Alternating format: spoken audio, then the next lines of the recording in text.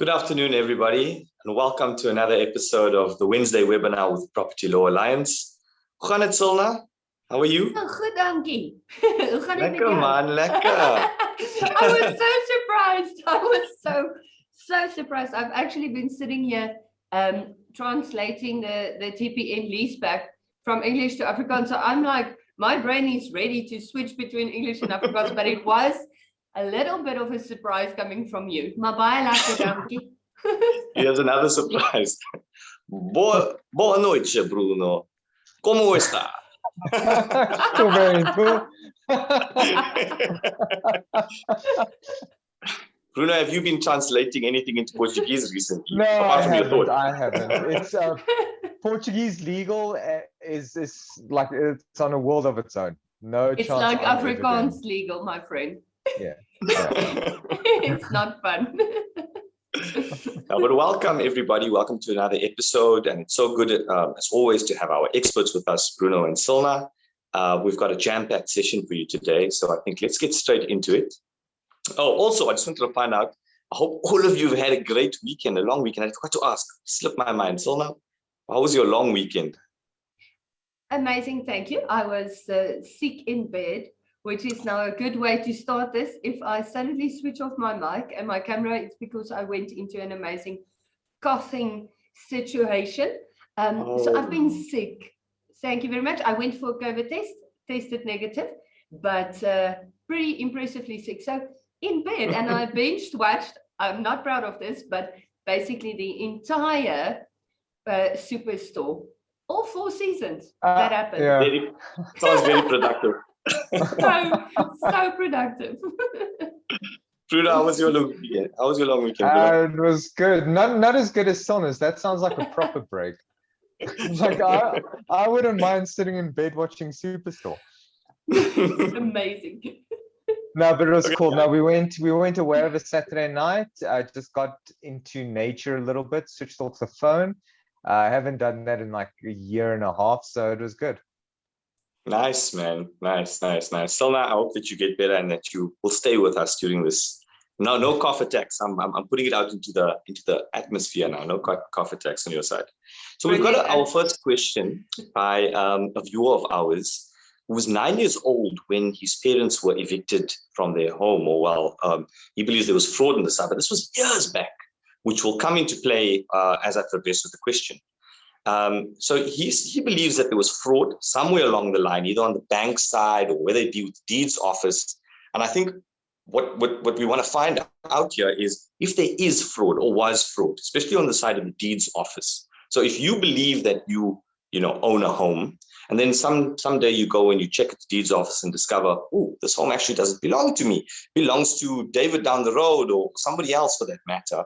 The belief is that what the deeds office says is the case. That's it. There's no arguing with the deeds office. So that's the first part of the question. And the second part is, what about prescription? Because like I said, this is a very old case. It happened a long time ago. What about prescription? How would that come into play in when picking up with regard to this fraud? So Cilna, I'm going to quickly throw this one to you. Bruno, thereafter. Brilliant. So Chris, it's a really interesting question. I think I've seen it a few times on the page. I think it's the same viewer. So I think we do have a bit more detail than our typical questions. So the situation is, the rule is, and this is a Dutch law principle that's been around for basically ever.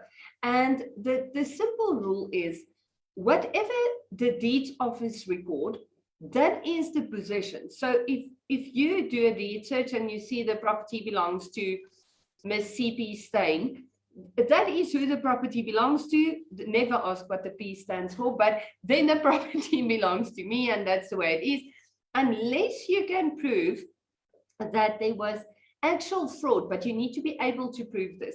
And unfortunately, remember, the moment we start talking about fraud and things like that, even in a civil context, even though your burden of proof is still less than in criminal proceedings, you still carry a very heavy burden of proof. So it's not just unreasonable probability, At least it's not complete beyond reasonable doubt, but still you need to show more than just there could have been, there might have been fraud. And the truth about this is the prospects of success are very low, because especially at the time, if we look at when this fraud must have occurred, it must have been in the early 80s, late 70s, early 80s to middle 80s. And at the time, there weren't as many transfers done as we are currently seeing. Remember, only about 10% of the population at that time were allowed to own property. So the kind of transfers, the volume that we're talking about in comparison to what we see in the deeds office today must have been about, Bruno, do you agree with me if I say about a quarter or less of what we are currently seeing? And why this is relevant is, especially in that time, now is very similar, but even more so than your registrar of deeds went through, and still do, but then he had more time to do it even more so. Go through the documentation with a fine-tooth comb before a property is transferred. And it's the reason why it's such a painful process. And remember, last week we spoke about why can't we transfer documents without physically signing the actual thing. And then we said, oh, yeah, but remember, it's so archaic. Okay, but now round, full circle back to, yes, but that prevents fraud. And the truth is, and I'm so sorry to be this blunt around this situation, the potential risk of truly proving that a property was transferred fraudulently is very slim. Not if it was fraudulent. If there was a fraudulent transaction, somebody was bribed and, you know, the property was transferred, and you are able to prove it, easy-ish, not easy, but easier. And the truth is, if we talk about something that happened that long ago, your witnesses, your expert witnesses, honestly, I can't see how you would be able to prove it. But one step further, and Bruno will go all the way around to the prescription, but something more important is, if the viewer was a 9-year-old boy,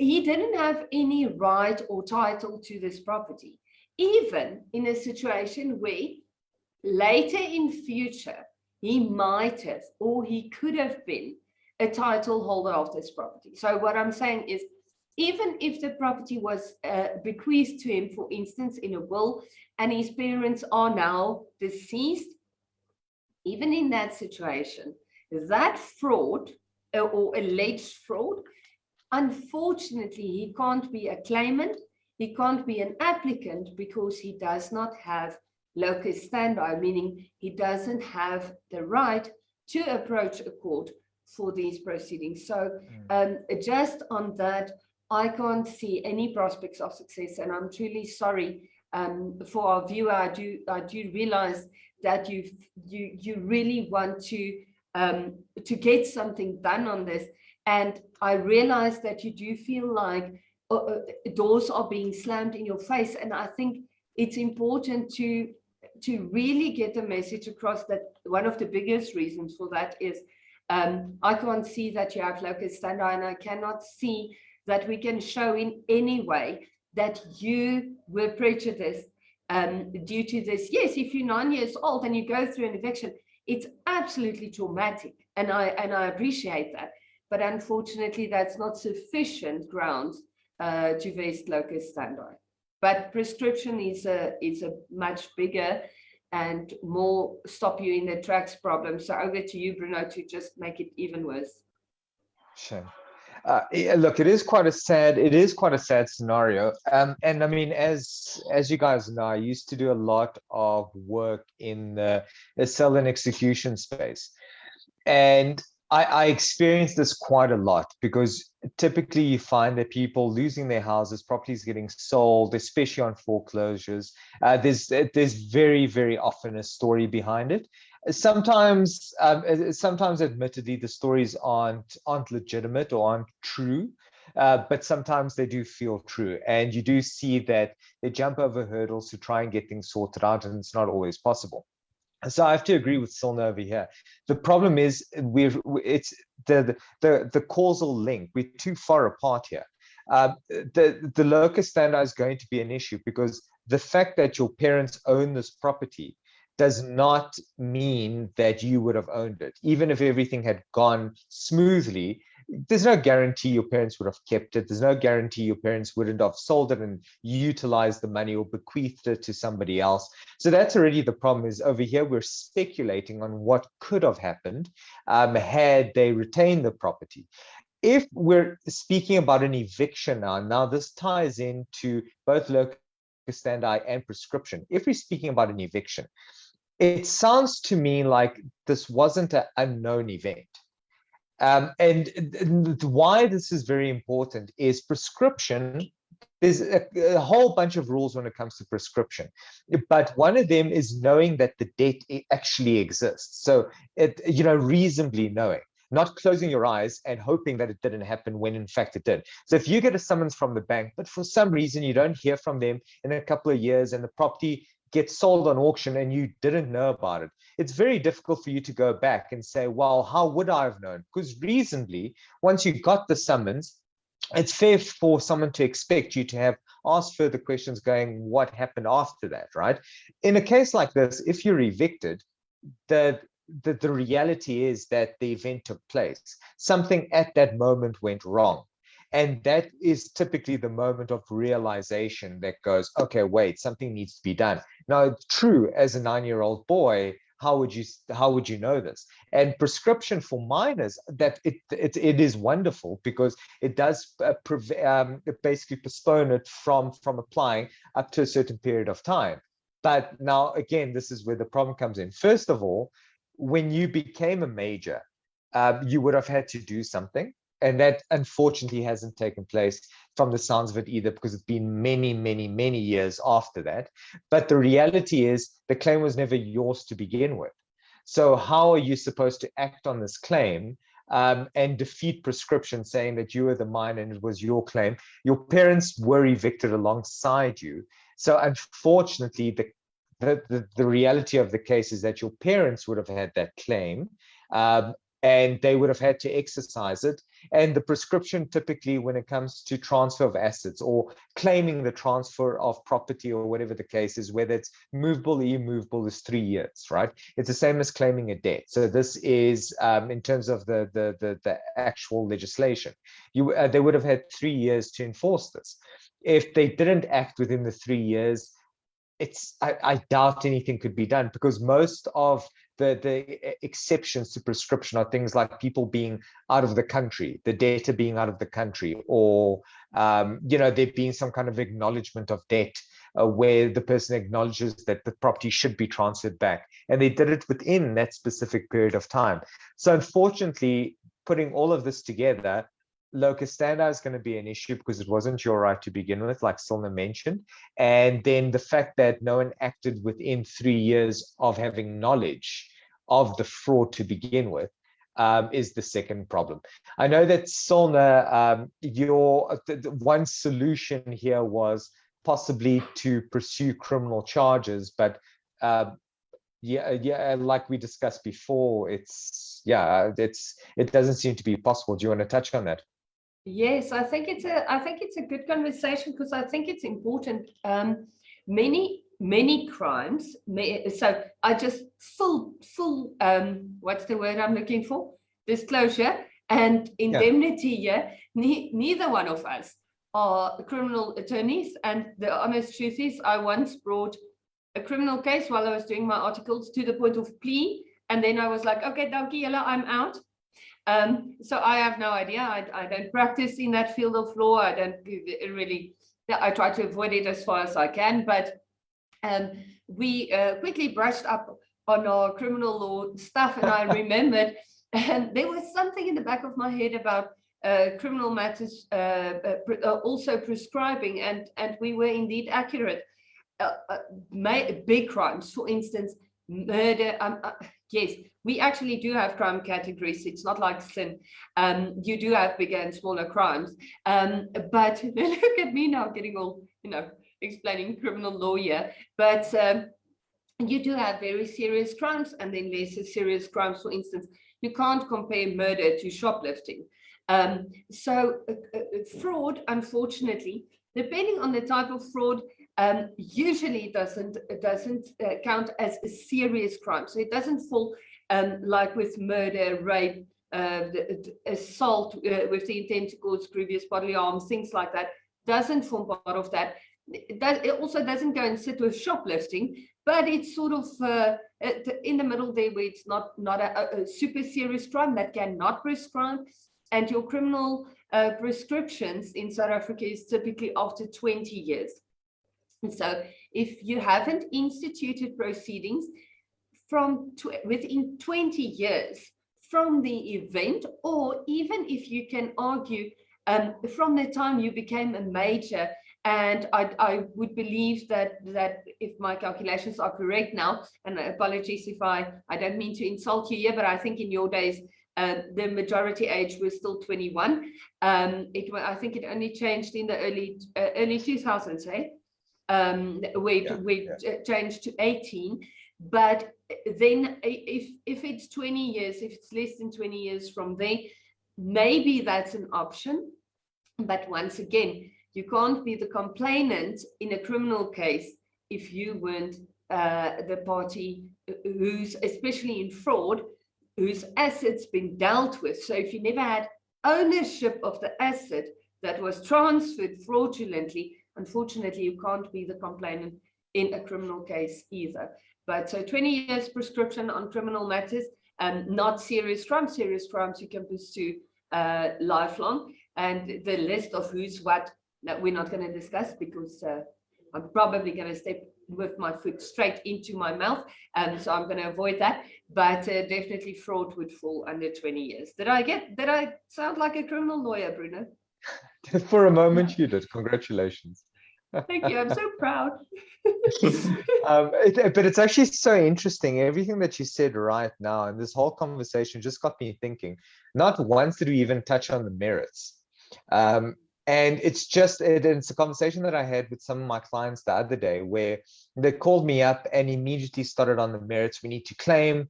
And we've touched on this before, how, especially as lawyers and seasoned attorneys, that, looking at cases, it's not just about how good your case sounds.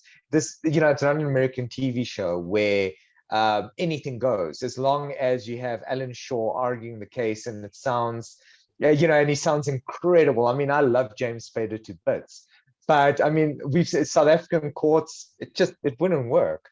I've seen our judges, I've seen our opponents, that should just not fly. And even the way that we approach this question, not once did we even go, oh, but is it fraud? I mean, you mentioned the onus, maybe the difficulty, but I mean, there's just so much to our law. And all of these things, just so the viewers understand as well, this isn't unfair. It's not a question of, oh, but, shame, poor guy. It is a shame. And unfortunately, these laws are created to create an equilibrium for South African society. And there are certain exceptions to the cases that fall on either side of this equilibrium. And these are the very unfortunate cases. But the reality is, you do still need laws to guide us and guide this equilibrium, make sure that the majority, the 99%, are catered for. So 3 years is there because why 6 years? 6 years later, a person tries to institute a claim, you've got nothing. I mean, if it's financial, after 5 years, you start throwing things away because SARS doesn't need it anymore. So if a person comes and tries to claim something from you 6 years later, you've thrown away all your things. I'm actually a big critic of SARS's ability to audit someone past the 5 years, because they've done it to my clients before, and then all of a sudden, clients are looking for historical records from 10 years back, which they were told they wouldn't have to keep. So that's why. So we always need to understand it from both perspectives. Unfortunately, there are casualties in this, and it is sad. Oh, thank you, Bruno. Thank you, Cilna, for that information. That's actually, I didn't know about that, and I'm sure a lot of viewers as well. So Brilliant to hear this wealth of knowledge coming from you guys. Our next question was asked by an individual who's selling his home, and he states that he had made an extension or an addition to the original structure of that home. The purchaser now, however, is demanding certain compliance certificates with respect to this addition and extension to the home. That being a certificate for waterproofing and a plumbing certificate. The viewer says, look, he's known about compliance certificates for electricity and for gas, but he's never heard of anything along the lines of waterproofing and plumbing. So I think the question is this a demand that the purchaser can make? Is this even lawful for him to make that demand? I think we'll throw this through to Bruno and then to Cilna afterward. Cool. So this is a very much a conveyancing question. It's very regulatory in nature, and it is the sort of things that conveyancers deal with on a day out basis. But from so obviously from my experience, we've never really had much disputes or commercial issues regarding certificates of compliance. But from my knowledge, every specific authority requires different compliance certificates, right? Now, there's a logic behind this. So obviously electrical installations are throughout. It's a national thing. So you need to make sure this house isn't going to burn down. So before you even market the property, you should have an electrical installation certificate in place, right? Now, this is in terms of specific legislation. So the Health and Occupational Health and Safety Act, right? Plumbing is an interesting one because no one knows about it. So I actually came across this simply when I was doing a rather complex OTP. In Cape Town, one of the bylaws requires plumbing certificates.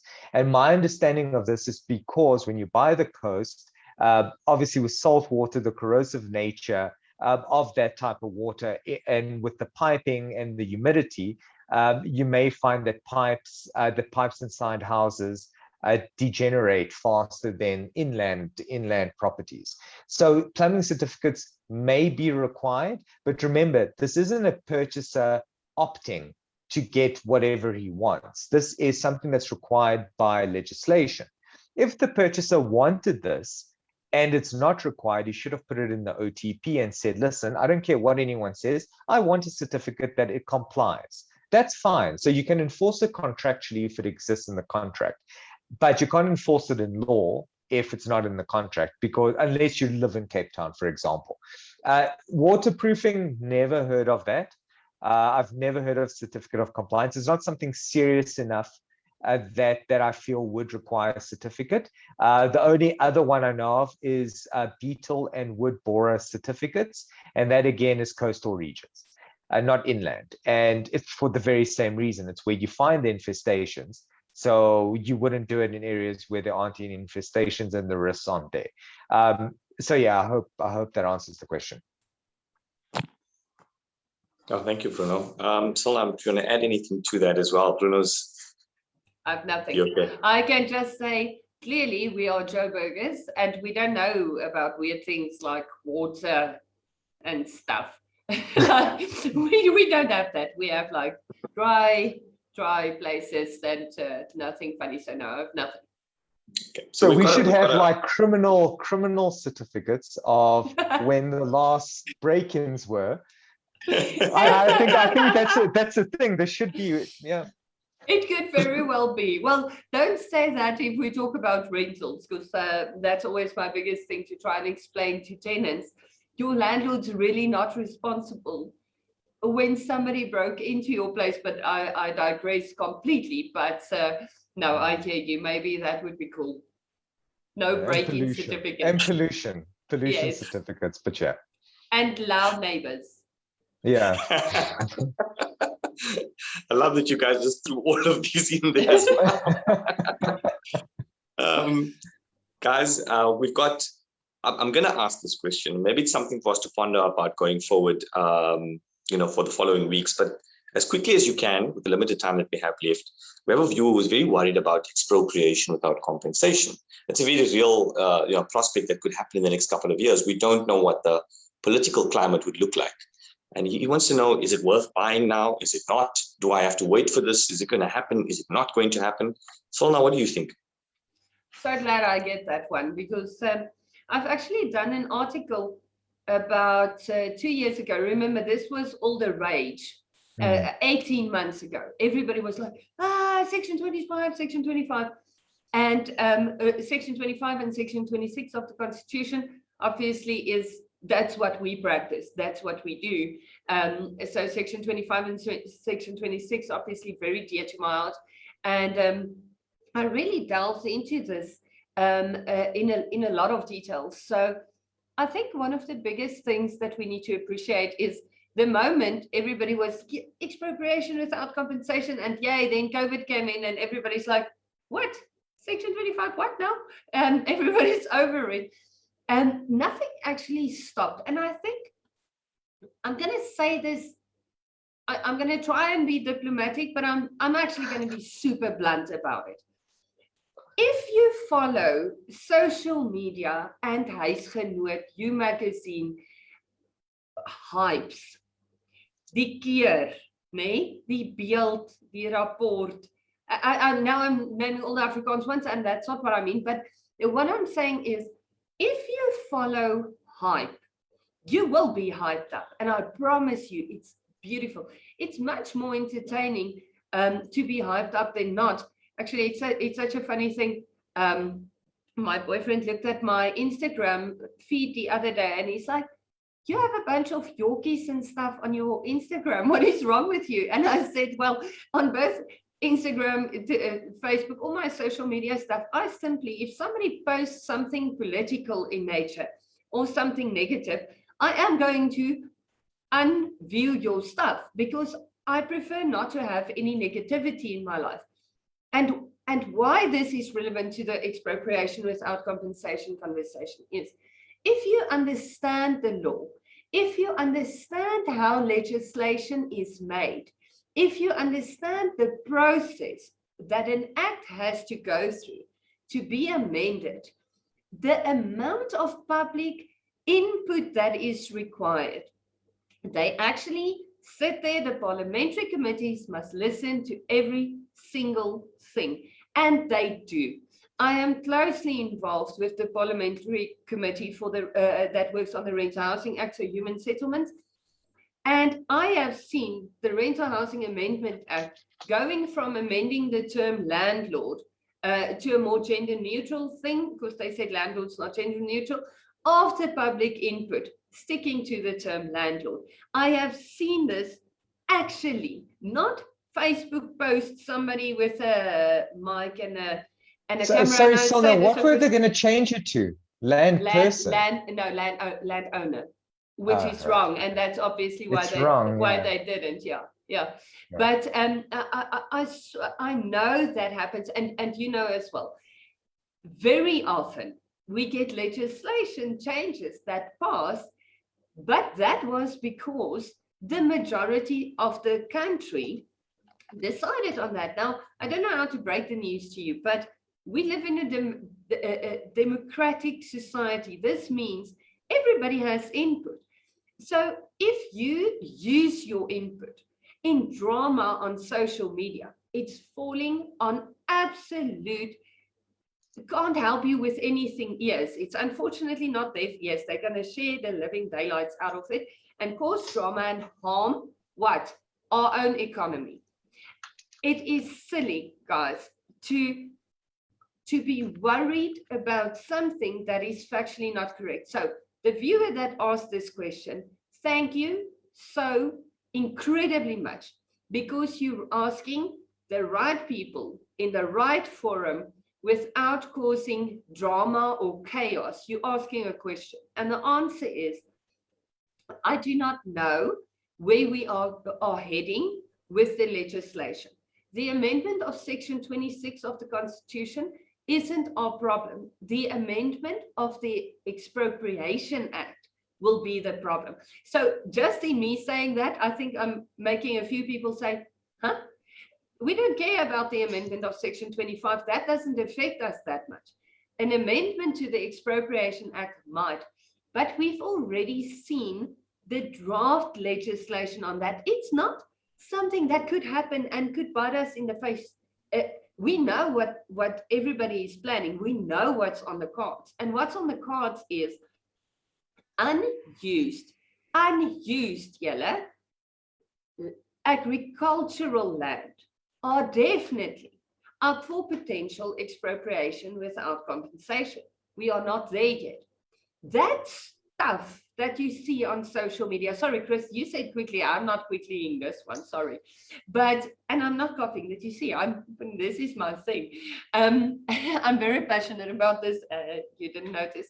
But there was this rumors about people will just invade your house. That's not on the cards.